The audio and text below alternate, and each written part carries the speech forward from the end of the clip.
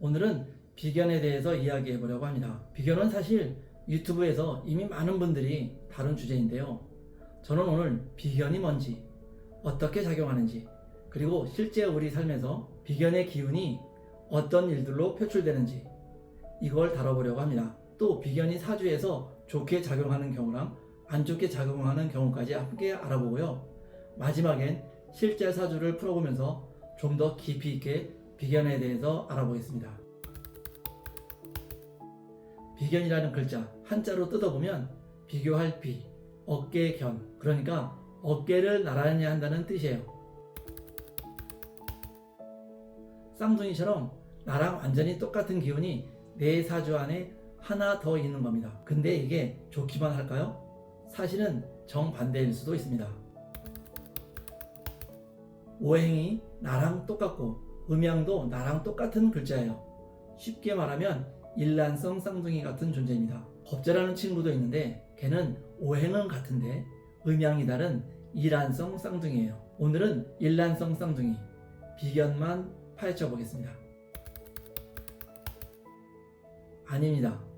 비견이라는 건 나와 같은 오행을 가진 또 다른 글자를 말하는 거예요. 근데 그 기운이 되는 일간 자체는 비견이라고 부를 수 없어요. 나와 어깨를 나란히 하는 존재는 내가 있어야 성립하는 거잖아요. 그러니까 비견이 사주에 있다는 말은 일간이 나 말고 나랑 똑같은 오행이 하나 더 있다는 뜻입니다. 이 부분 꼭 헷갈리지 마세요. 십성은 크게 5가지 영역으로 나뉘는데요. 비견이랑 겁재는 본능의 영역이에요. 식상은 감성이랑 감각의 영역, 재성은 수령, 관성은 자율, 인성은 사고의 영역을 말합니다. 공감 능력이 엄청 좋아요. 친한 친구가 사고를 당해서 입원했다. 아니면 힘든 일로 슬픔에 잠겨있다.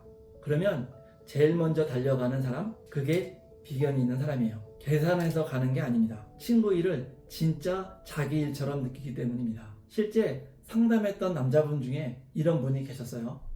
친한 친구 부모님이 돌아가셨는데요. 회사에 연차까지 내고 3일 내내 빈소를 지키고 장지까지 따라간 거예요. 회사에서는 당연히 안 좋게 보죠. 근데 이분한테는 친구 일이 곧 내일이니까 당연히 해야 하는 거였던 거죠. 이런 성향은 비견이 지지에 있으면 더 확실하게 나타나요. 겉으로는 티가 안 나도 속은 정이 많고 배려심이 남다릅니다. 그래서 비견이 있는 분들 중에 보험이나 자동차 영업 같은 영업에 종사하시는 분들이 많아요. 여기에 상관까지 있으면 세일즈 왕이 될 수도 있습니다. 근데 비견이 너무 많으면 항상 경쟁심을 안고 사니까 마음이 늘 불안해요. 그러다 보니 내 것 지키려는 보호 본능, 그리고 재물이나 이성에 대한 집착이 강해져서 사람들이랑 부딪히는 일도 생깁니다.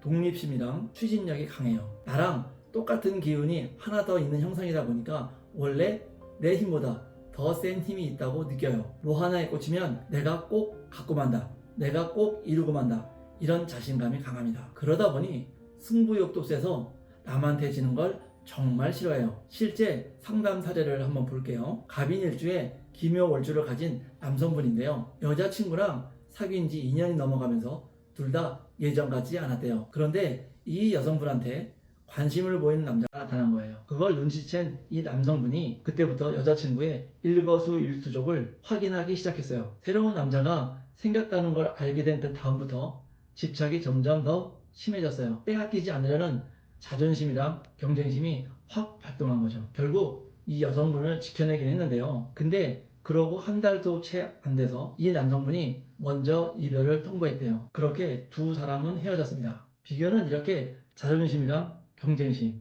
거기다 승부욕까지 강해서 사주에 비견이 강하면 정치인이나 스포츠 쪽으로 가는 분들이 많아요. 이런 분야는 경쟁심이랑 승부욕 없이는 버티질 못하니까요. 세 번째 특징은 세력을 만들고 그 안에서 주도권을 쥐고 싶어 한다는 겁니다. 나랑 생각이 비슷한 사람들끼리만 뭉치려는 경향이 있어요. 근데 이건 겁재랑 다른 부분이에요.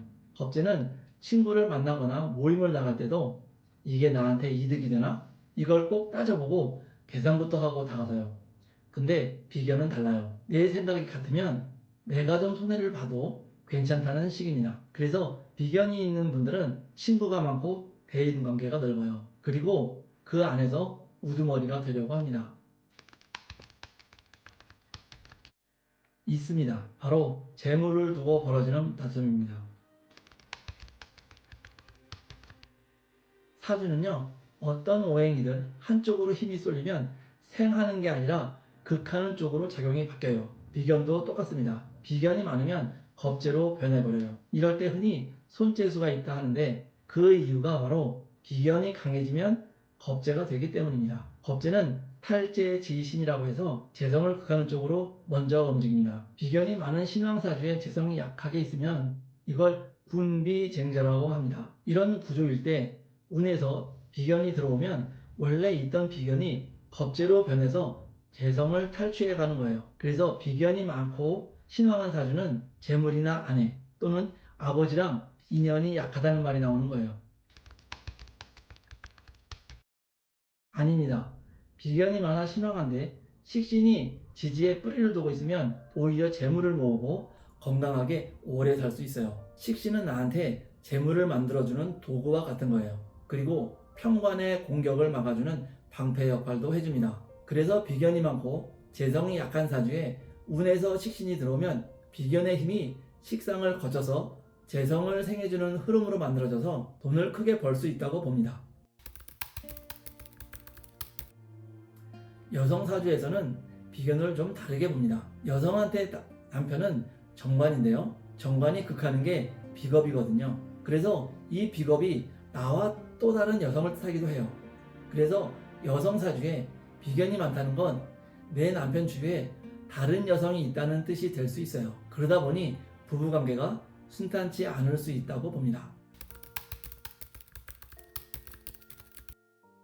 비견이 많아서 신왕한데 그 힘을 빼줄 식상이 없다면 성격이 모나고 융통성이 없어져요. 주변에서 답답하다는 말을 많이 듣게 되죠. 고집이 세고 자기 확신이 강해서 그래요. 그리고 일간이 약한데 월지에 비견이 있으면 모든 생각이 자기 중심적이에요. 내 생각이랑 다른 말이나 행동을 상대방 입장에서 이해하지 못해요.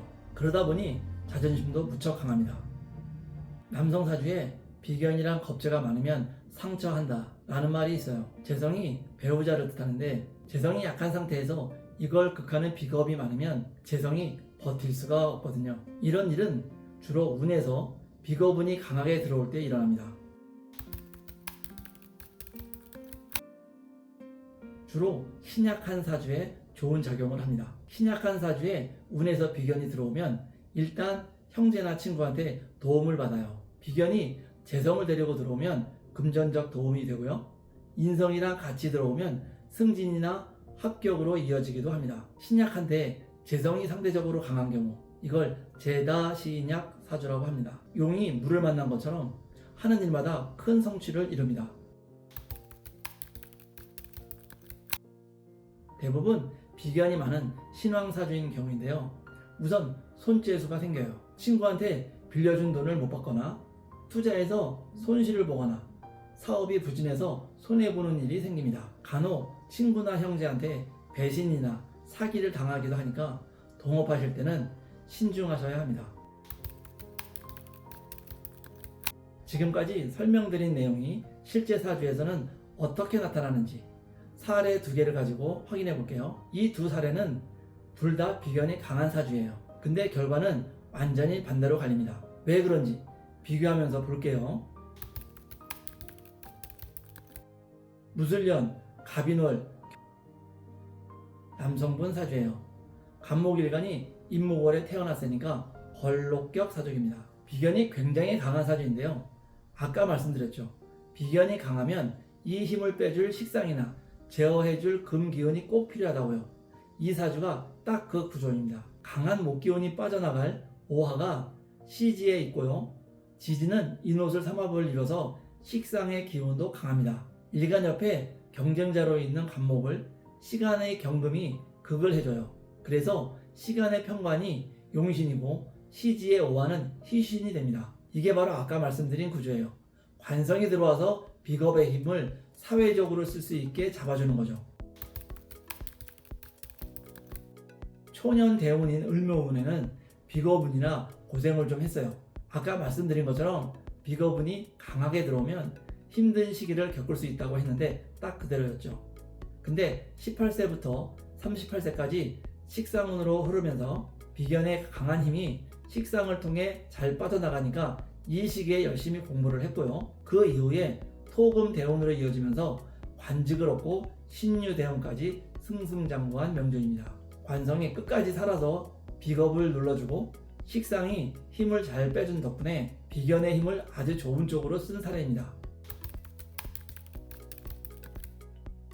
갑술년, 경호월, 갑자일, 갑술시 남성분 사주인데요.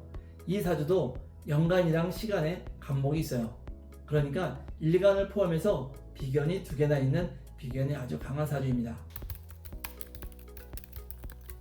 네, 화가 왕성한 계절의 간목이니까 물이 필요한 구조인데요. 조우로 보면 일지의 자수가 용신이에요. 근데 월지오화랑 충을 당해서 제 역할을 못 해줍니다. 그러면 월간의 경금을 용신으로 봐야 하는데요. 경금 평관을 용신으로 해서 계유대운의 경찰이 됩니다. 사주에 상관과 평관이 강하면 경찰과 같은 공권력 있는 직업에 종사하는 경우가 많습니다. 아까 사례 1번처럼 여기서도 경금 평관이 비견을 눌러주는 역할을 하고 있는 거예요. 병자대운의 병화가 기신인 월지오화의 힘을 받아서 화 기운이 아주 강해졌어요. 여기서 아까 말씀드린 연간 시간의 비견, 그러니까 2개의 간목이 이 강한 화 기운에 불쏘시개 역할을 하면서 불을 더 키워버립니다. 결국 유일하게 나를 지켜주던 경금 평관이 이 불기운에 녹아버리는 데다 대운 자수마저 월지오화를 충하면서 잔불이 산불로 변해버린 형국이 되었죠. 이것을 왕자 춘발이라고 해요. 이미 뜨겁게 달궈진 프라이팬에 물방울을 떨어뜨리는 것처럼요. 경금은 폐랑 심장을 뜻하거든요. 그래서 갑자기 심장마비로 세상을 마감합니다. 사례 1번에서는 경금이 끝까지 살아서 비견을 잘 눌러줬죠. 근데 이번엔 반대예요. 비견의 힘이 오히려 나를 지켜주던 관성을 무너뜨리는 데 쓰인 거예요. 같은 비견이 강한 사주라도 제어해줄 기운이 끝까지 살아있느냐 아니냐에 따라 이렇게 극과 극의 결과가 나옵니다. 비견은 나와 똑같은 기운을 가진 존재입니다. 공감하고 협력할 땐 최고의 아군이지만 재물 앞에서는 가장 치열한 라이벌이 되기도 합니다. 여러분 사주에 비견이 있는지, 있다면 몇 개나 있는지, 이게 신강한 사주에 있는지, 신약한 사주에 있는지에 따라 완전히 다른 이야기가 됩니다. 이건 원국을 직접 봐야 정확히 알 수 있죠. 비겁의 또 다른 얼굴, 겁제편으로 다시 뵙겠습니다.